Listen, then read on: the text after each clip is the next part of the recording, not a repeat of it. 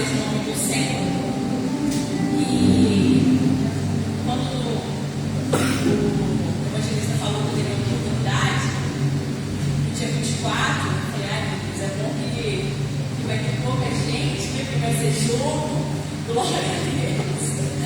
Mas eu estudando a palavra, o Espírito Santo trouxe muito forte ao meu coração que Deus ele não precisa de muita gente para realizar grandes milagres. Todos os milagres, a maioria na verdade, se você for analisar no decorrer da Bíblia, o Senhor ou mandava a multidão se afastar, ou Ele mesmo se afastava para realizar os seus grandes feitos. Então eu me sinto muito honrada. E eu quero trazer uma palavra que está no livro de Lucas, no seu capítulo 8, a partir do versículo 43.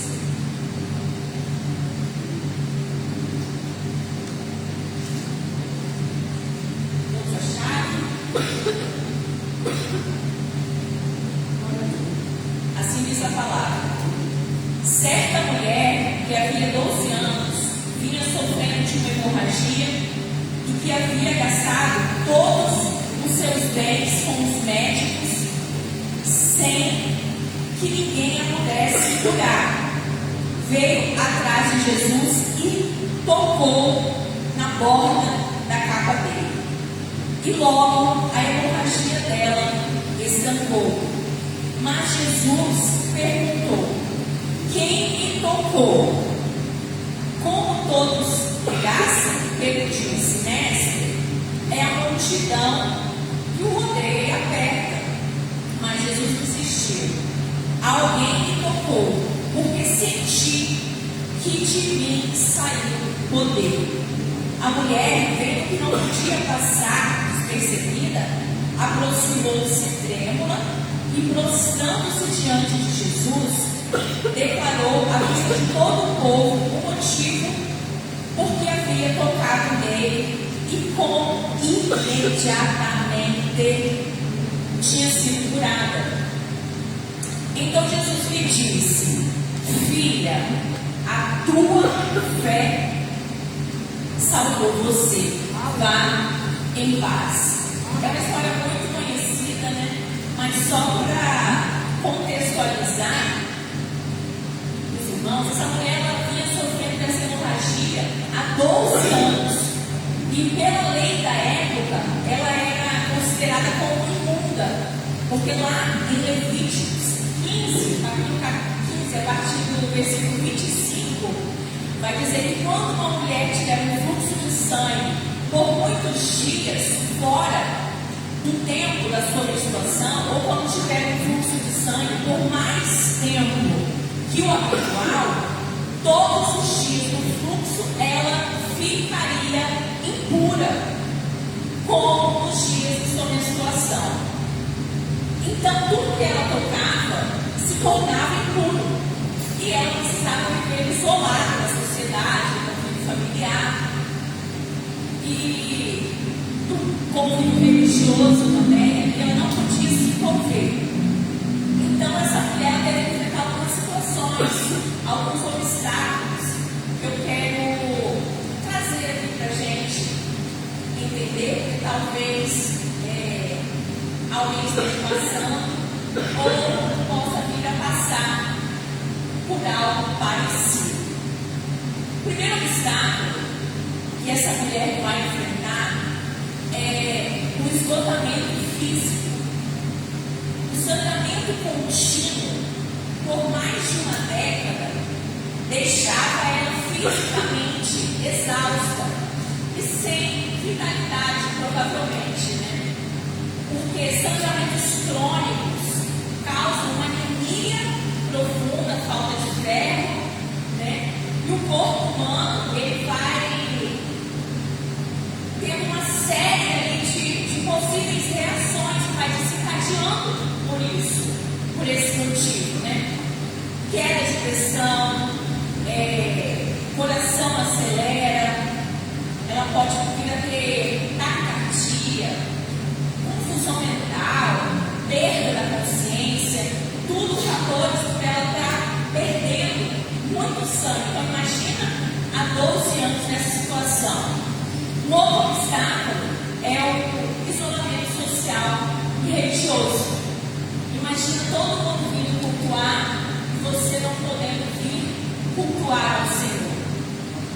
devido àquele sangramento para ela ser considerada imunda, ela não podia se aproximar de nada, porque tudo que ela tocava, né, ficava imundo.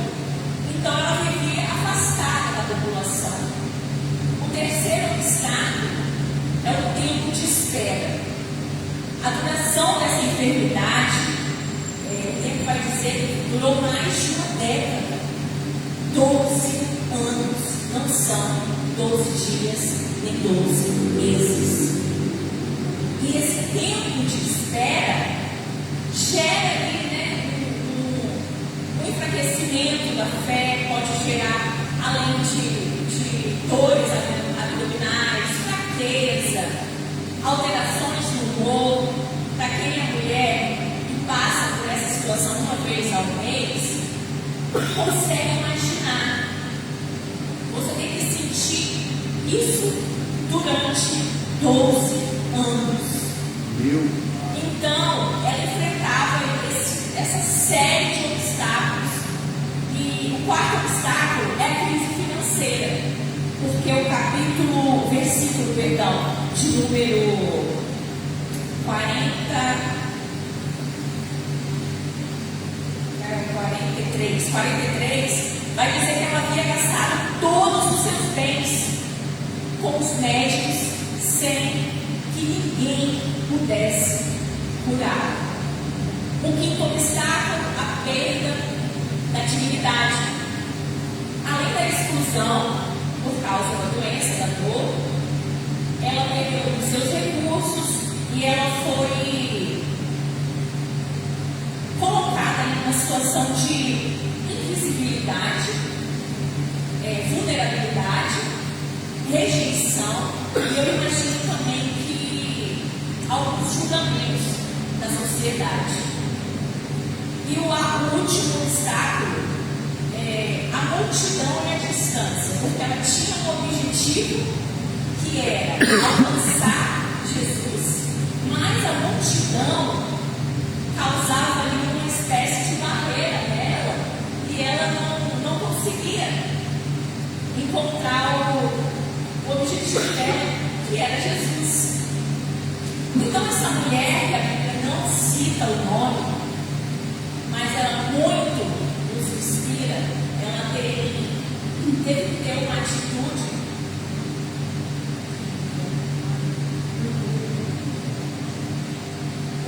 de fé, uma atitude de coragem, devido a essas situações todas que eu citei, e, acima de tudo, uma atitude de rendição para conseguir tocar em Jesus. Ela teve que vencer ali a fraqueza do corpo, o medo, a vergonha pelas roupas possivelmente sujas e o isolamento social.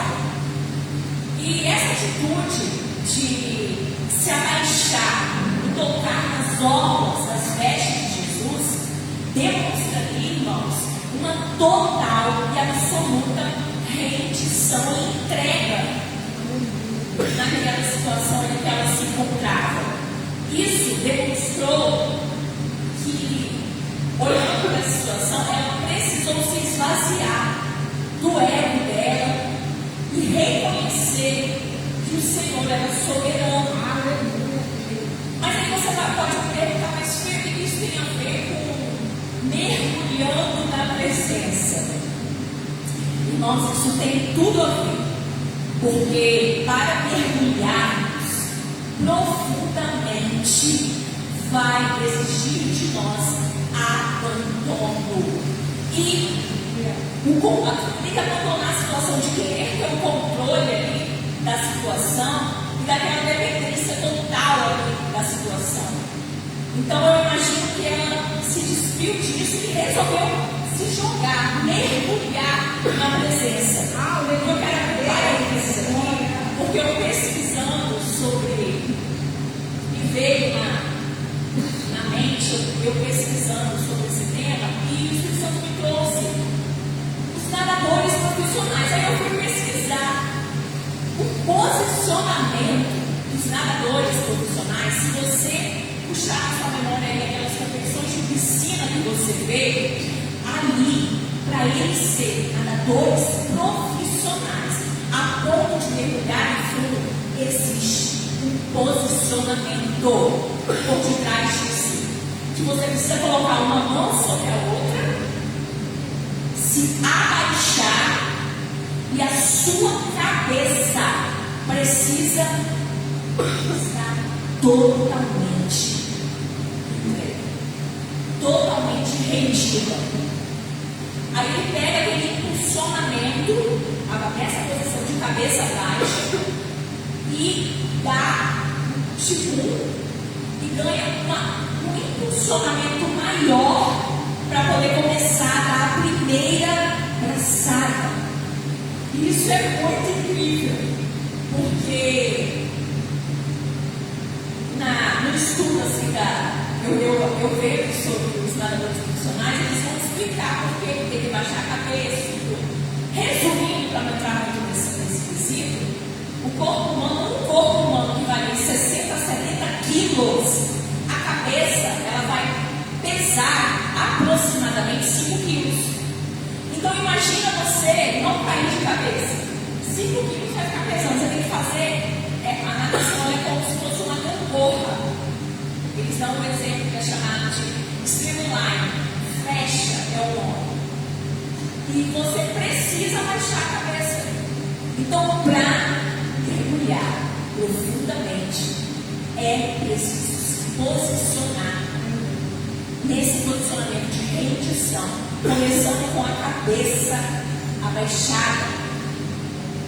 E isso, irmãos, me fez lembrar dessa mulher, porque ela precisou se humilhar antes de tocar nas orlas de Jesus. Eu não sei qual desses obstáculos você pode estar enfrentando, mas essa mulher, ela saiu de casa totalmente decidida a tocar o coração de Jesus. Porque o Evangelho de Mateus, ele conta também essa história no capítulo 9, versículo 21. Ela vai dizendo, porque dizia a si mesma, se eu apenas tocar o seu manto, serei curada. Então ela teve disposição para correr o risco. Eu imagino que ela já ficou ali na cabeça dela já. Se eu apenas tocar, se eu só preciso tocar. Ela saiu com aquilo em mente de casa, irmãos, disposta a se render, a se jogar e a tocar. Ela foi decidida. Ela não veio junto, vou lá ver quem vai pegar, vou lá ver quem vai cantar, tocar. Não. Ela foi decidida a tocar nas orlas de Jesus. E quando nós saímos de casa dispostos a tocar a presença do Senhor, a presença se manifesta. Sabe? Então a gente tem que ter essa disposição, assim como essa mulher que saiu de casa. Eu imagino que ela saiu sem medo, porque quem tem medo do que as pessoas vão dizer, corre um sério risco de não viver aquilo que Deus deseja fazer.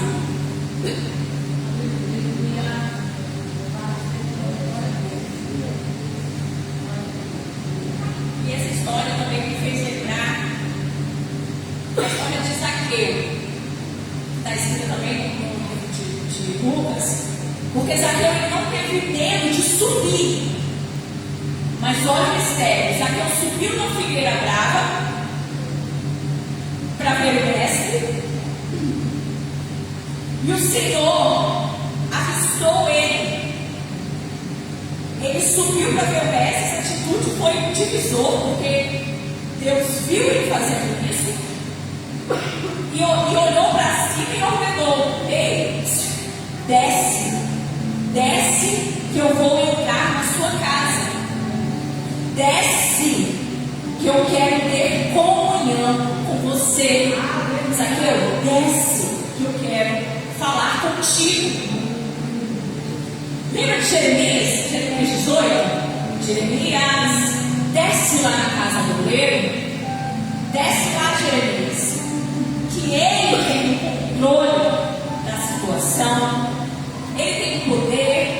direito de mudar qualquer situação da nossa vida conforme a vontade dele.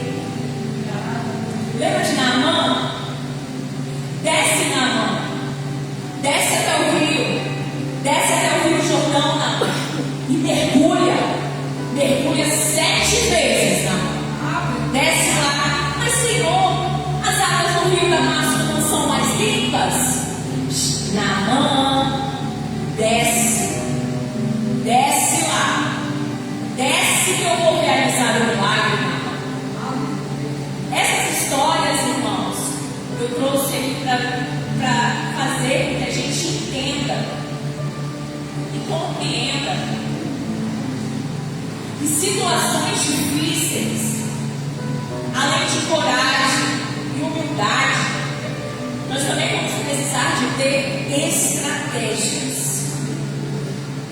Mas como assim, Fê? Estratégias? Essa mulher, ela vai nos mostrar, o texto vai nos mostrar, que ela é impura, segundo a lei, e que se ela tocasse ali em qualquer pessoa, em qualquer coisa, ela poderia sofrer consequências gravíssimas daquela época. Então, ela saiu de casa, nem aí porque o povo ia falar. Eu só preciso ir lá, eu só preciso tocar, eu só preciso tocar. Essa mulher, irmãos, ela conhecia, na verdade, os limites dela. Sabe? Eu imagino que essa mulher, ela não é vítima. Ela foi sim protagonista da sua própria história. Porque ela saiu decidida a tocar e ela recebeu a cura dela.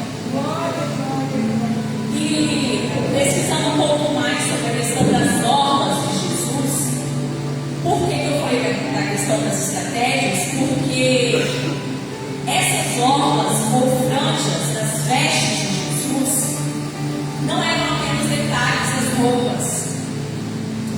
Segundo estudiosos judeus, eles vão dizer que existia um símbolo ali naquelas franjas. Naquelas franjas tinha símbolos como de autoridade, poder, santidade e aliança.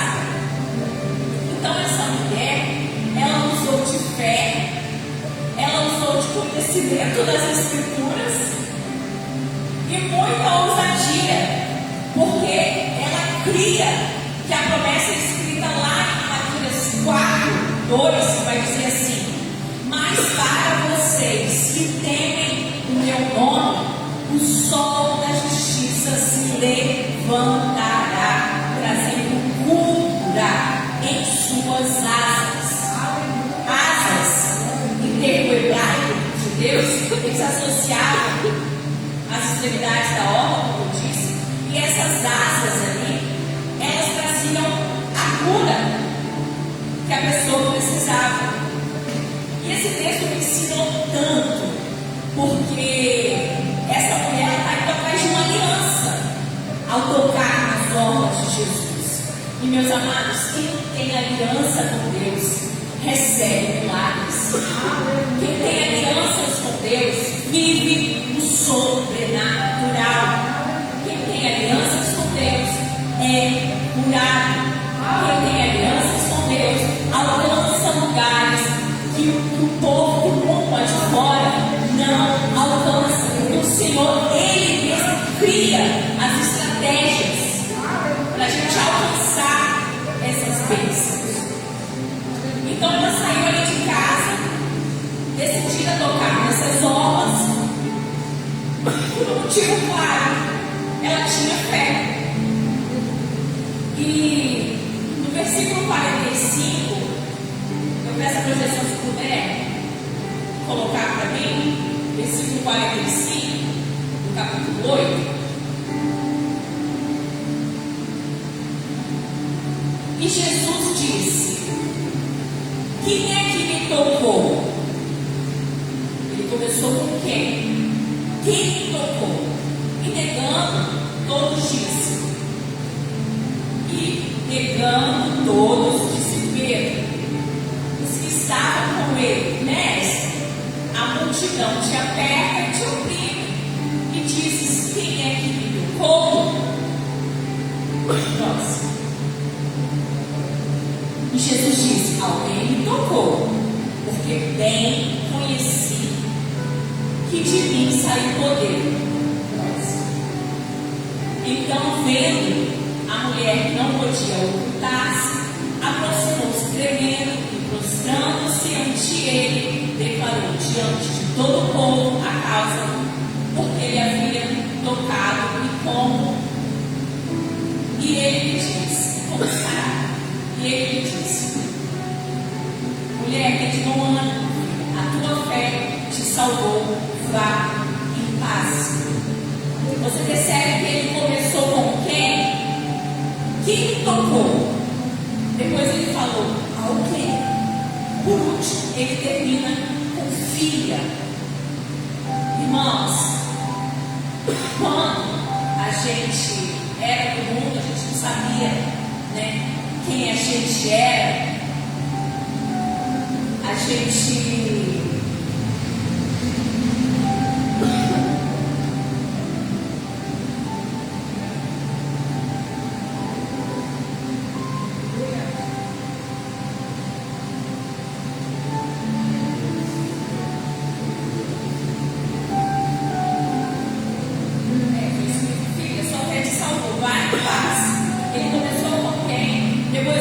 alguém, depois ele terminou com filha.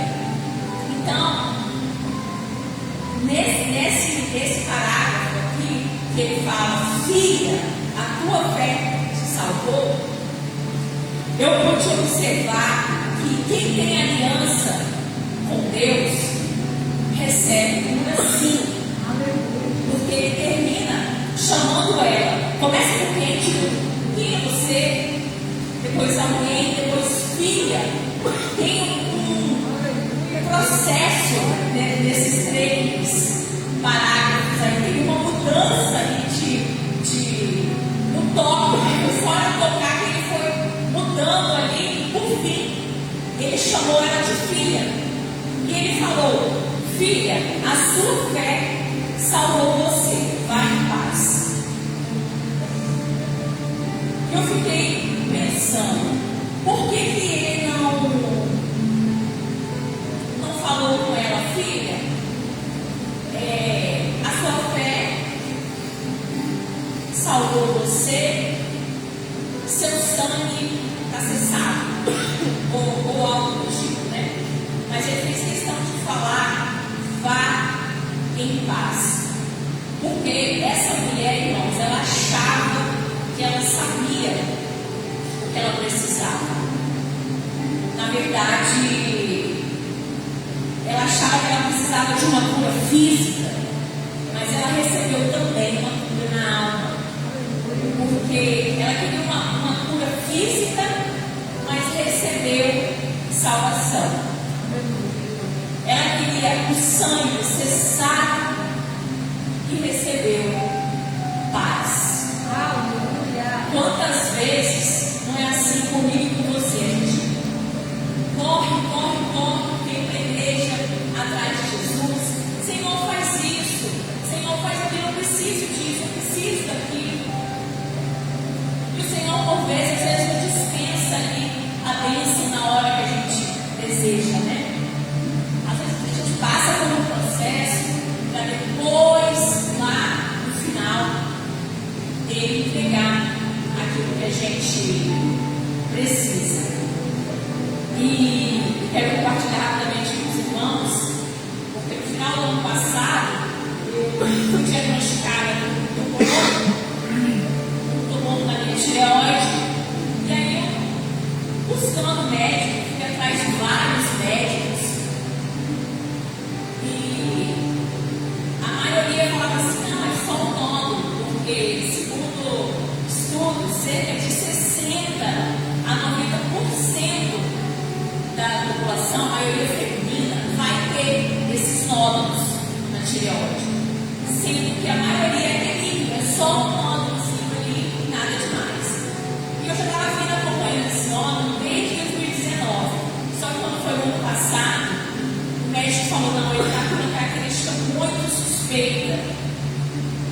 Vem aqui e faz uma nova produção. Tem uma médica que ela é muito assertiva, ela vai te ajudar. Tive feito, fui lá, fiz o exame e deu de fato o grau máximo. E a Bethesda 5. Eu estava já no grau máximo do nódulo com a suspeita de malignidade. E eu já tinha visitado 3 médicos, nenhum falava, não precisa operar. Aí eu voltei no último que eu tinha ido, voltei com o diagnóstico exato. Aí ele falou, agora sim, agora a gente tem que operar. Em primeiro lugar, a minha genética. O meu pai, ele faleceu de carcinoma medular na tireoide, um câncer raríssimo. Apenas 2% da população tem esse câncer. E quando ele vem, a chance de viver é pouca. Foi o que aconteceu com meu pai. O médico, vendo essa situação, ele falou, você precisa operar. Eu falei, tá bom, vamos operar. Explicou como é que funcionava, entra um dia, sai do outro. Beleza. Só que eu, no meu íntimo, busquei ao Senhor. Busquei ao Senhor e o Senhor levantou os seus profetas, falou comigo, para eu ir tranquila, que Ele faria o que fosse preciso. E eu, irmãos, e Ele também me deu uma palavra no meu secreto. Eu amo receber profecias, mas a intimidade, mergulhar profundamente, te traz essa paz em meio às circunstâncias difíceis da vida. E o Senhor me deu uma palavra, eu me apeguei com toda a minha fé a essa palavra. E fui nos pés de Jesus. Eu fiz igual a essa mulher. Eu apeguei a palavra, fui nos pés de Jesus. Retirei, fiz uma tireotomia total. E eu ainda falava com o Senhor, mas Senhor, porque só abri um outro parênteses. Esse é o meu segundo câncer. Quando eu era pequena, eu tirei o rim de uma agora me fugiu o nome. Tive um problema no meu rim, precisei tirar também. Nefroplastia, alguma coisa do tipo. Tirei o rim, quando eu fui tirar a tireoide, irmãos, eu me chamei ao Senhor. Eu falei, mas Senhor, o Senhor já tirou o rim meu, vai tirar a tireoide, vai tirar mais o quê? E o Senhor me fez entender, irmãos, que Ele é dono da minha e da sua vida. É Ele que nos sustenta em meio às dificuldades, em meio à caminhada, que não é fácil, não é porque a gente está na igreja que vai ser fácil. Então o Senhor me sustentou, tirei dezembro do ano passado, passei por esses 6 meses de acompanhamento, emagreci, tive alguns probleminhas na saúde, mas o que eu quero dizer? Em todo tempo, em momento algum, eu larguei das mãos do Senhor, me apeguei com tanta fé, que eu falo que fé, meu nome já peça de fé, eu não recebo. E eu falei, Senhor, eu creio, seja feita a tua vontade. Então, eu tive essas intercorrências, e aí eu fui fazer um teste genético, porque com 40 anos, 2 cânceres não é normal.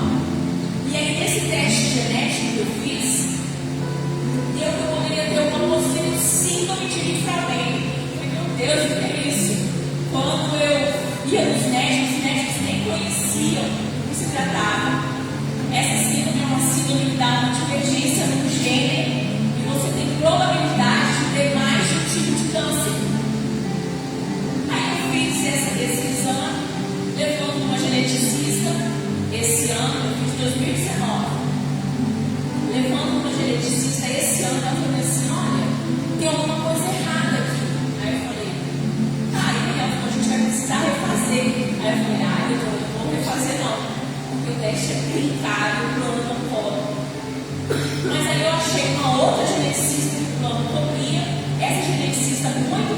conceituada, entendeu o meu caso,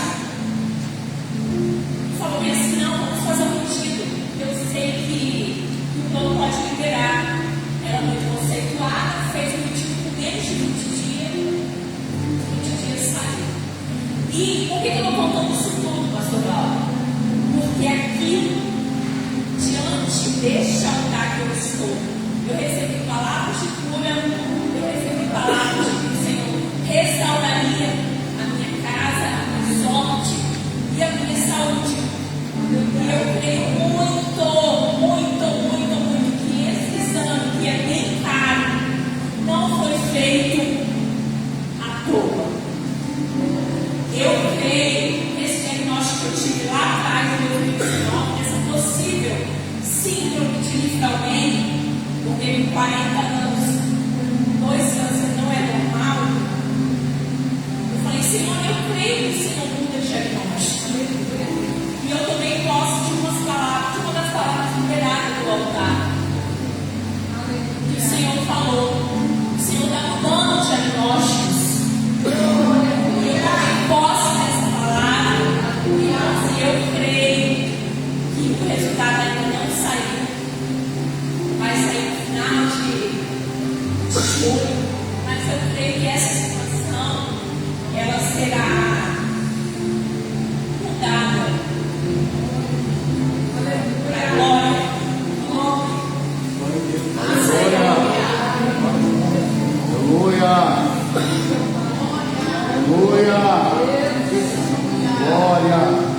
Então, irmãos, eu não sei qual é o teu obstáculo, mas eu sei de uma coisa: o Deus sensível Ele cura, porque Ele me curou de 2 cânceres, não foi linfoma. Foi de fato para poder. Mas eu creio que foi de fato para poder falar que Ele ainda faz, porque eu ainda fui bem. Senhor, prodígios maravilhas, por que a tua igreja não vive ainda mais? Eu questiono porque o Senhor é meu Pai, eu tenho intimidade com Ele para falar. E por vezes eu questionei e falei, sabendo que Ele é o meu Senhor, o meu dono, tá? O Senhor me fez entender uma coisa, irmãos. Se eu não tirei seu rim lá atrás, se você não está inteira, não respira, não anda, não canta, não pula, eu tirei sua tireoide, eu estava emagrecendo muito, isso me incomodava, ao contrário da maioria das mulheres. E o Senhor restaurou a minha sorte, o meu peso, até a minha força foi restaurada para a glória do nome do Senhor. E por que eu estou contando isso, pastor? Aqui, porque o altar libera cura, o altar tem cura para você. E, irmãos, estima-se que nos próximos anos, devido ao crescimento da população, ao sedentarismo das pessoas e às condições de vida das pessoas, o Instituto do Câncer, o INCA, ele, para a população aqui, só aqui no Espírito Santo, estima-se que vai haver um número muito grande de câncer, de pessoas diagnosticadas com câncer. E o que a gente precisa entender? O Senhor ainda cura. O Senhor é o mesmo ontem, hoje e eternamente será o mesmo. Se Ele quiser fazer nascer a tireoide de novo, Ele pode fazer. Se Ele quiser fazer meu rim crescer de novo, Ele pode. Eu sei, eu creio que Ele pode fazer isso. E mesmo enquanto Ele não faz, Ele continua nos sustentando, nos ajudando, não deixando faltar absolutamente nada, nem para mim, nem para você. Então, se nós temos um fôlego de vida para buscar o Senhor, que a gente possa continuar buscando, Senhor, porque Deus é maravilhoso. Aleluia.